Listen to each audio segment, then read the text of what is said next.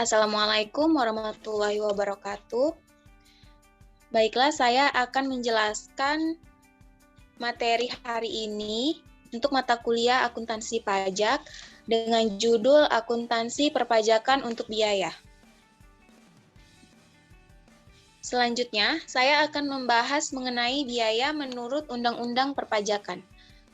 Yang pertama, saat pengukuran biaya dalam ketentuan perpajakan pada umumnya disesuaikan dengan cara pencatatan yang dipakai dalam pembukuan perusahaan, apakah metode kas atau metode akrual.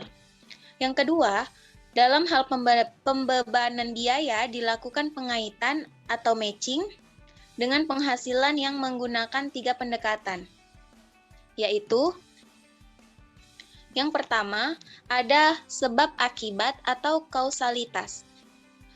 Pada pendekatan sebab akibat ini mengaitkan biaya secara langsung dengan penghasilan. Pengakuan biaya sebagai beban dalam periode diakuinya penghasilan. Contohnya, persediaan sebagai penyebab dari hasil penjualan. Nah, yang kedua, ada alokasi sistematis dan rasional.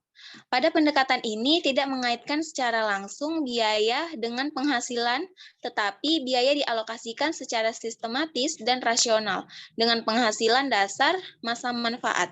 Contohnya, pada aset tetap, alokasi biayanya segera pada tahun tersebut sebagai pengurang terhadap penghasilan atau dilakukan penundaan atau dikurangkan dengan penghasilan di masa mendatang melalui alokasi penyusutan dan amortisasi. Yang ketiga, ada pengakuan segera. Pendekatan pengakuan segera ini yaitu terhadap biaya yang dapat dilakukan dengan penghasilan melalui pendekatan ke-1 atau pendekatan kedua. Akan dibebankan segera terhadap penghasilan pada tahun pengeluaran. Contohnya, biaya pendirian biaya emisi. Selanjutnya, beban-beban yang dapat dikurangkan dari penghasilan bruto bagi wajib pajak dalam negeri dan BUT. Terdapat 2 beban. Yang pertama, beban atau biaya yang mempunyai masa manfaat tidak lebih dari 1 tahun. Misalnya, gaji, biaya administrasi, dan bunga. Nah, yang kedua, beban atau biaya yang mempunyai masa manfaat lebih dari 1 tahun. Misalnya, beban penyusutan dan amortisasi.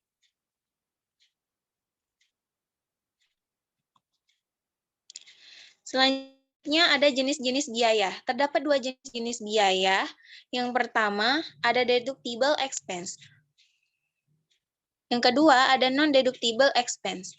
Untuk deductible expense ini, karakteristik biaya yang diklasifikasikan sebagai deductible expense harus dengan 3M, mendapat, menagih, dan memelihara. Mendapat di sini memiliki pengertian semua biaya yang dikeluarkan dengan tujuan agar mendapatkan income atau penghasilan. Nah, sebagai contoh biaya promosi atau iklan, biaya marketing. Nah, sedangkan untuk menagih, contohnya harus membayar gaji karyawan di bagian penagihan. Dan untuk memelihara, contohnya saat harus membuat workshop untuk menjual dan mengenalkan produk. Jadi semua biaya yang termasuk dalam karakteristik 3M boleh dibebankan. Yang kedua, ada non-deductible expense. Yang termasuk non-deductible expense ini segala transaksi yang tidak terkait dengan bisnis atau usaha yang dijalankan. Nah, sebagai contohnya, kepentingan pribadi, biaya entertain yang sifatnya untuk kepentingan pemilik bisnis sendiri. Nah, reuni bisa kita kategorikan sebagai non-deductible expense apabila reuni tersebut dimaksudkan untuk workshop atau seminar sebagai ajang untuk pengenalan atau promosi bisnis ataupun usaha. Selanjutnya,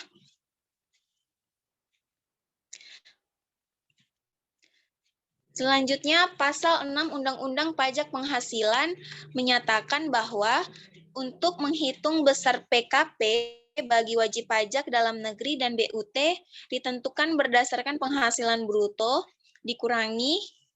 Yang pertama ada biaya untuk mendapatkan menagih dan memelihara penghasilan termasuk pembelian bahan, biaya yang berkenaan dengan pekerjaan ataupun jasa.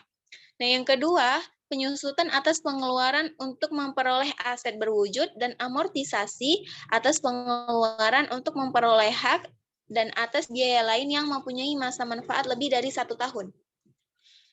Yang ketiga, iuran kepada dana pensiun telah tegas dibatasi, yaitu yang pendiriannya telah disahkan oleh Menteri Keuangan. Yang keempat, kerugian karena penjualan dan pengalihan aset yang dimiliki dan digunakan dalam perusahaan atau yang dimiliki untuk mendapatkan, menagih, dan memelihara penghasilan. Yang kelima, kerugian selisih kurs mata uang asing. Selanjutnya, biaya penelitian dan pengembangan perusahaan yang dilakukan di Indonesia.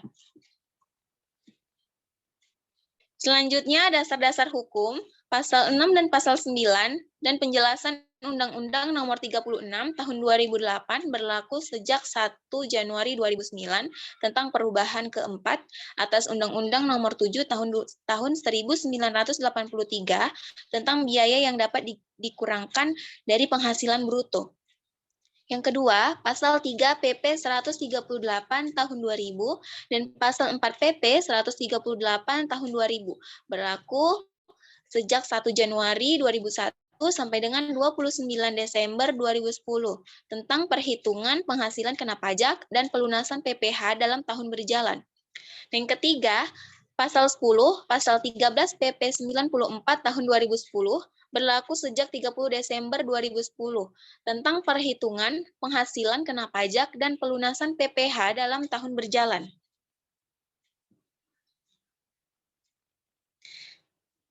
Selanjutnya, ada biaya yang tidak boleh dibebankan. Menurut pasal 9 ayat 1 Undang-Undang PPh, yaitu untuk menentukan besarnya PKP bagi wajib pajak dalam negeri dan BUT tidak boleh dikurangkan, yaitu yang pertama, pembagian laba dengan nama dan dalam bentuk apapun seperti dividen, termasuk dividen yang dibayarkan oleh perusahaan asuransi kepada pemegang polis dan pembagian sisa hasil usaha koperasi. Yang kedua, ada biaya yang dibebankan atau dikeluarkan untuk kepentingan pribadi pemegang saham, sekutu, ataupun anggota. Selanjutnya, terdapat klasifikasi biaya sesuai aturan pelaksanaan Undang-Undang Perpajakan menurut pasal 6 dan pasal 9 Undang-Undang PPh sebagai berikut.